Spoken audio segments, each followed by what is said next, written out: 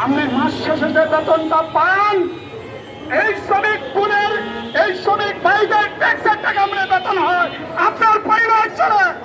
আজকে তাদের বিরুদ্ধে আপনার অস্ত্র ধরেন, ঘোষণা দিয়ে আসেন, ঘোষণা দিয়ে আসেন না। 7.5 কোটি শ্রমিকের লোক মোকাবেলা করার জন্য 2006 সালেও দেখছিলাম আমরা, পারে নাই। আর্মি, বিডিআর, পুলিশ, যত বাহিনী আছে পুরো বাহিনী পারে নাই শ্রমিকদের লাগে, আমরা দেখছি। এই কারণে বলতে চাই, বক্তব্য বেশি বাড়াবো না। আজকের দিনের ভিতরে যদি এই সংকট সমাধান না হয়, 3 দিনের পরে কি বেশি দিন টিকতে পারবেন না। এই 3 দিনের পরে কি থাকবে না। ডক্টর ইউনূসকে পরিষ্কার ভাবে বলতে চাই, আমরার মন্ত্রণালয় সমসচিবের নেতৃত্বে এই মিটিং হয়েছে, সমাধান আপনারই করতে হবে। দ্রুত সেই সমাধানের উদ্যোগ আপনারা গ্রহণ করেন। সবাইকে